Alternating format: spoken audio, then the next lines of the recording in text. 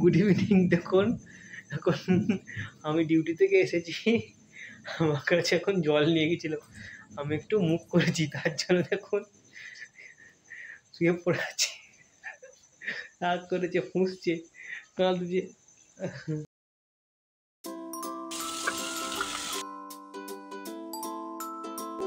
নমস্কার বন্ধুরা, অনেক দিন পর আমি আবারও ভিডিও আনছি। আর এখন বাজে সন্ধে 8টা। সন্ধে 8টা থেকে আমি এই ভিডিওটা স্টার্ট করছি। আর একটু আগেই দেখলে রান্না করছিলাম, সন্ধেবেলার রান্নাটুকু সেরে একটু ঘরদোরও পরিষ্কার করে তারপর আমি একটু ম্যাগি নিয়ে পড়তে বসেছি, যাতে পড়তে পড়তে না আবার উঠতে হয়। এখন একটু খেয়ে নিলে 10টা কি 10:30 অবধি আমি পড়তে পারবো, তাই জন্য।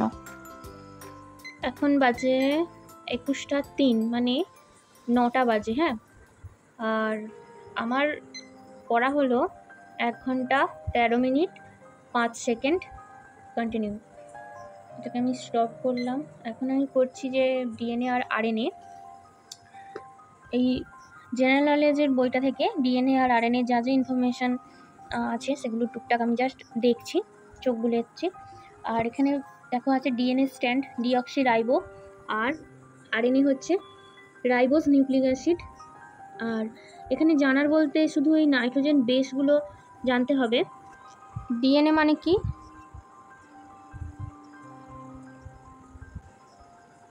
ডিঅক্সি রাইবোজ নিউক্লিক অ্যাসিড, আর আরএনএ মানে কি, রাইবোজ নিউক্লিক অ্যাসিড। এটা হচ্ছে ফুল ফর্ম। এখানে ডিঅক্সি সুগার থাকে ডিএনএতে, আর আরএনএতে থাকে রাইবোজ সুগার।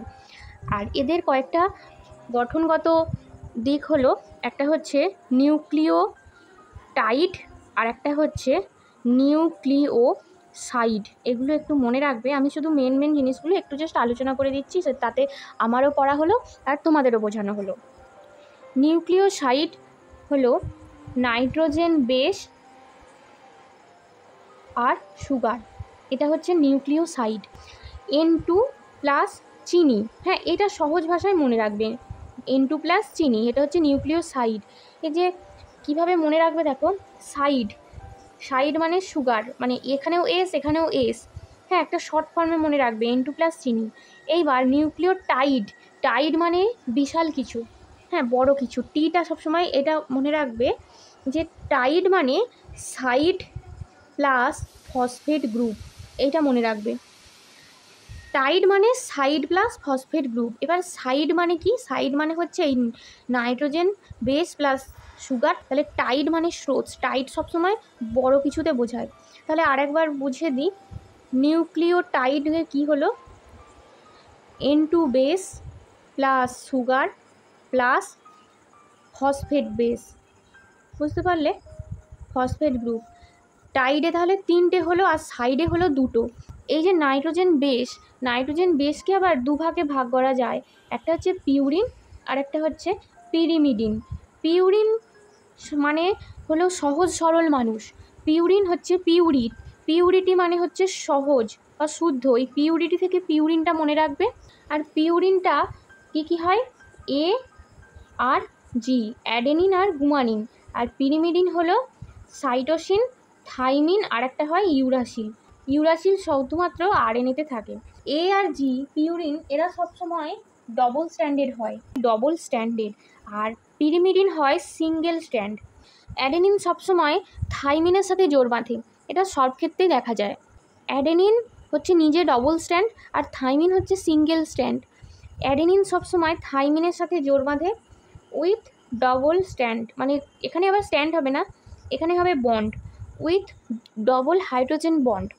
এ সবসময় টি এর সাথে জোড় বাঁধে, আর জি সবসময় সি এর সাথে জোড় বাঁধে, বুঝতে পেরেছ। এ টি হলো ডবল, আর জি এর সঙ্গে যখন জোড় বাঁধে তখন হবে 3টে হাইড্রোজেন বন্ড।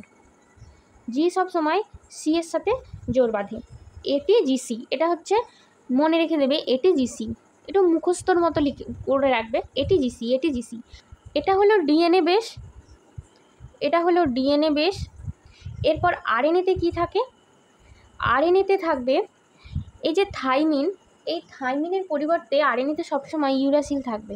এটা বড় একটা ইম্পর্টেন্ট কোয়েশ্চেন, যে আরএনএতে থাইমিনের পরিবর্তে কি থাকে, বা ইউরাসিল কার সাথে জোর বাঁধে আরএনএতে?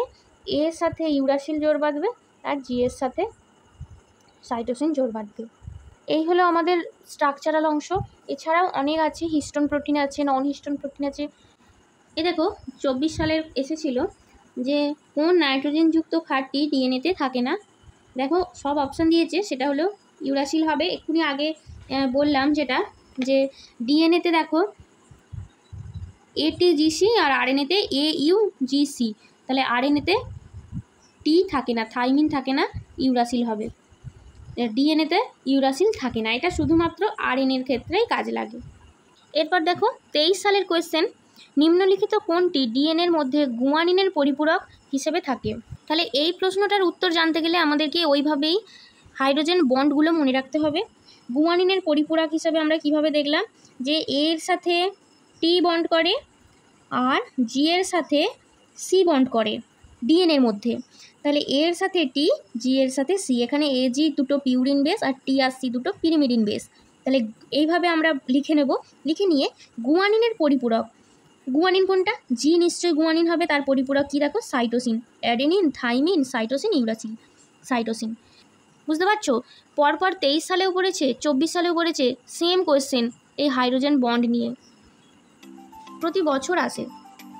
সন্ধে 8টা থেকে রাত 10টা, আজকের সন্ধ্যেতে প্রায় 2 ঘন্টা মতো পড়লাম, এর বেশি আর হলো না।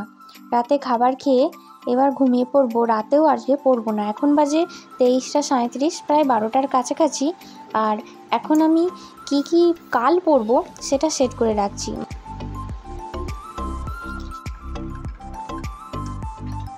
শুভ সকাল বন্ধুরা। আর এই ঘুমচোখে মেঘলা আকাশ দেখতে জানলা দিয়ে বেশ ভালোই লাগছে। চলো এরপর শুরু করি আজকের সারাদিনের পড়া। কতটা কি পড়তে পারি সেটাই দেখাই।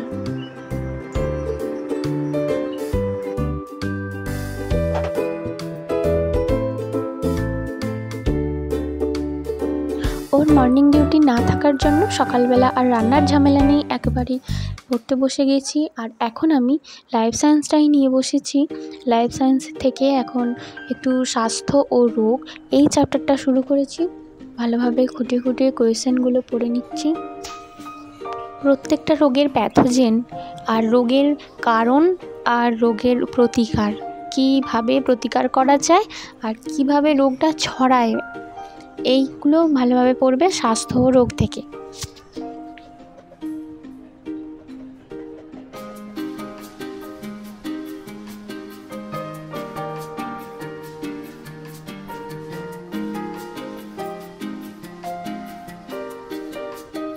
কিছুক্ষণ ব্রেক নিয়ে তারপরে এবার সহায়িকাটা শুরু করব।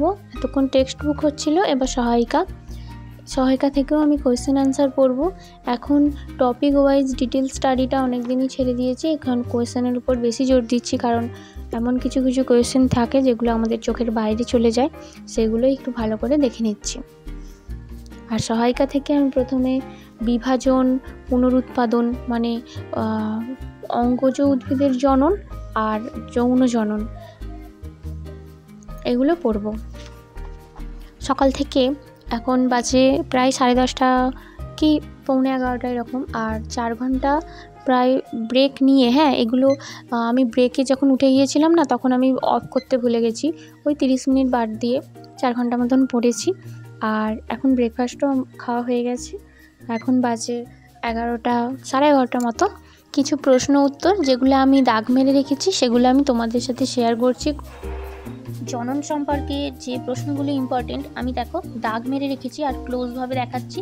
তোমরা হয় স্ক্রিনশট মারো, না হয় খাতায় নোট করে নাও, আমি আর মুখে আলাদা করে বলছি না। আর আবারও আমি কমেন্টের উত্তর দেওয়া শুরু করব, মানে আগে যেভাবে দিতাম। তোমরা প্রত্যেকটা কমেন্ট করো, কোন কোন প্রশ্ন জিজ্ঞাসা আছে বা কোনো অসুবিধা নিয়ে প্রশ্ন করো। আমি প্রত্যেকটা কমেন্টে রিপ্লাই করব পরের ভিডিওতে, মানে আগের ভিডিওর কমেন্ট পরের ভিডিওতে আমি রিপ্লাই করব। একদম প্রথম দিকের ভিডিওগুলোতে আমি যেমনভাবে করতাম। আশা করছি ভিডিওটা ভালো লেগেছে। সাবস্ক্রাইব করে দাও পরের ভিডিওর জন্য। আজকের মতো এইটুকুই।